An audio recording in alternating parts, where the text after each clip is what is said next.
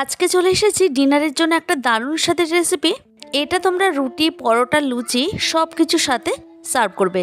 এছাড়া দুপুরের লাঞ্চে গরম ভাতের সাথে জাস্ট অসাধারণ লাগবে। ডিম কষা রেসিপি কোনো নতুন কোনো রেসিপি নয়, এটা সকলেরই জানা, তবে এক একজন এক এক রকমভাবে তৈরি করে থাকে। আমি যেভাবে তৈরি করছি সেটাই আজকে তোমাদের সাথে শেয়ার করলাম।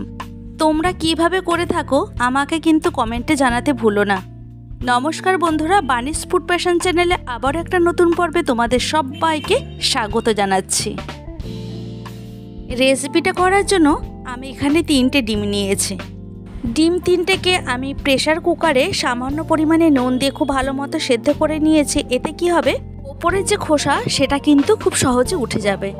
আমার এখানে ডিমের খোসাগুলি ছাড়িয়ে নেওয়া হয়ে গেছে।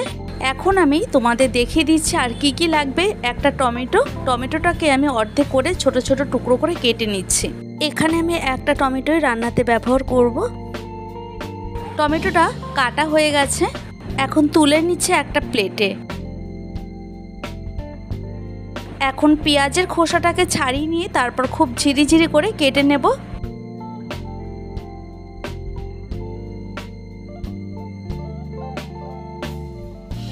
এখন লঙ্কাগুলিকে আমি কেটে নিয়েছি, কারণ আমি এখানে লঙ্কা বাটবো না, তোমরা চাইলে লঙ্কাটাকে বেটে নিতে পারো। এখানে 3 থেকে 4 কোয়া মতো রসুন আর আদাটা নিয়েছি। রান্নাটি করার জন্য একটা কড়াই বসিয়ে দিয়েছি। এরপর কড়াইটাকে খুব ভালো মতো গরম করে নিয়ে দিয়ে দিলাম পরিমাণ মতো সাদা তেল। তেল আমার এখানে খুব ভালো মতো গরম হয়ে গেছে। এখন দিয়ে দিচ্ছি হলুদ গুঁড়ো। এই হলুদ গুঁড়োটা দেওয়ার কারণে ডিমের কালারটা কিন্তু খুব সুন্দর আসবে। এখানে ডিমটাকে 1 থেকে 1.5 মিনিটের মতো ভালো করে ভেজে নেব, তাই খুব ভালো করে নাড়াচাড়া করে নিচ্ছে। ডিমগুলি আমার এখানে খুব ভালো মতো ভেজে নেওয়া হয়ে গেছে। এবার তুলে রাখছি। যে তেলটা আছে সেই তেলেই আমি রান্নাটা করব। এর মধ্যে আর এক্সট্রা কোনো তেল ব্যবহার করছি না। ফোড়নে ব্যবহার করছি শুকনো লঙ্কা। লঙ্কাটাকে মাঝখান থেকে ফাটিয়ে তারপর তেলের মধ্যে দিয়ে দিলাম। এখন লঙ্কাটাকে 1 থেকে 1.5 মিনিটের মতো খুব ভালো করে ভেজে নিয়ে ফোড়নে ব্যবহার করছি গোটা গরম মশলা। এখানে এলাচ, লবঙ্গ, দারচিনি আছে আর 1/2 টিস্পুন গোটা জিরে। এখানে জিরেটা থেকে খুব সুন্দর একটা গন্ধ বেরোচ্ছে। এই পর্যায়ে এসে দিয়ে দিচ্ছি টমেটো কুচি। এখানে একটা টমেটো আমি ব্যবহার করেছি। টমেটোটাকে একটু সফট করার জন্য দিয়ে দিলাম নুন। এখানে নুনটা দেওয়ার কারণে টমেটোগুলি ভীষণ সফট হয়ে যাবে। আমি এখানে 2 থেকে 2.5 মিনিটের মতো টমেটোটাকে ভালো করে কষিয়ে নিচ্ছি। এরপরে এর মধ্যে দিয়ে দিচ্ছি পেঁয়াজ কুচি। সেই পেঁয়াজের টুকরোগুলিকে দিয়ে আবারও ভালো করে কষিয়ে নেব। এখন রসুনটাকে আমি গ্রেটারে ঘষে দিচ্ছি।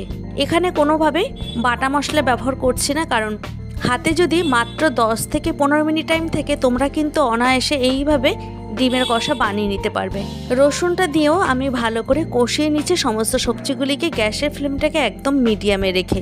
আচ্ছা, এখানে আদাটাকেও কিন্তু আমি গ্রেটারে ঘষে দিয়েছি, তবে সেটা অফ ক্যামেরায়, তার জন্য ভীষণ দুঃখিত।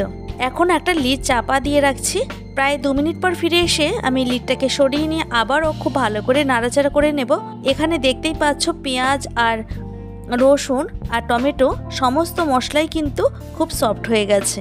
এরপর আমি বাকি যে মশলা সেইগুলো অ্যাড করব। দিচ্ছি জিরের গুঁড়ো, ধনের গুঁড়ো, হলুদের গুঁড়ো আর দিচ্ছি কালারের জন্য কাশ্মীরি রেড চিলি পাউডার। এখানে ডিমের পরিমাণ অনুযায়ী সমস্ত মশলা অ্যাড করতে হবে।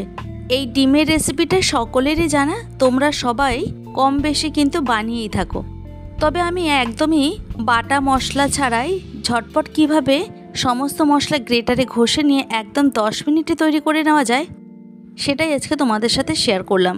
এখন মশলাটাকে খুব ভালো মতো কষিয়ে নেওয়ার জন্য কিছুটা পরিমাণে জল দিয়ে তারপরে খুব ভালো করে নাড়াচাড়া করে নিচ্ছি।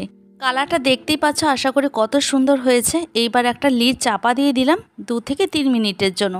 3 মিনিট পর ফিরে এসে আমি এখন পর্যাপ্ত পরিমাণে জল দিয়ে দিলাম। এটা আমি যতটা পরিমাণে গ্রেভি রাখতে চাইবো ততটাই জল দিয়েছি। এখন লিড চাপা দিয়ে প্রায় 4 থেকে 5 মিনিটের মতো খুব ভালো করে রান্না করে নেব।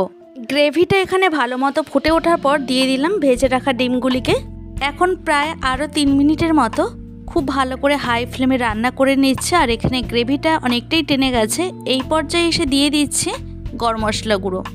এরপর গরম মশলাটা এর মধ্যে খুব ভালো করে মিশিয়ে নিয়ে একটা সার্ভিং বলে সার্ভ করে নেব। তৈরি করে নিলাম রুটি, পরোটা বা ভাতের সাথে খাওয়ার জন্য দারুণ স্বাদের একটা রেসিপি। এটা তোমরা দুপুরে লাঞ্চ বা রাতের ডিনারে ঝটপট বানিয়ে নিতে পারবে মাত্র হাতে যদি 10 মিনিট থাকে। ভিডিওটি যদি ভালো লাগে তাহলে অবশ্যই কমেন্টে জানাতে পারো, আর ভালো লাগলে লাইক আর শেয়ার করার অনুরোধ রইল। তোমাদের একটা লাইক আর একটা কমেন্ট আমাকে আরও নতুন ভিডিও তৈরি করার মোটিভেট করে। দেখা হবে নেক্সট কোনো ভিডিওতে, অন্য কোনো দিন এবং অন্য কোনো সময়। ভালো থাকবে, সুস্থ থাকবে এবং সবাইকে ভালো রাখবে। আমার পাশে এইভাবে থাকার জন্য তোমাদেরকে অসংখ্য ধন্যবাদ। আজকের ভিডিওটি আমি এখানেই শেষ করছি।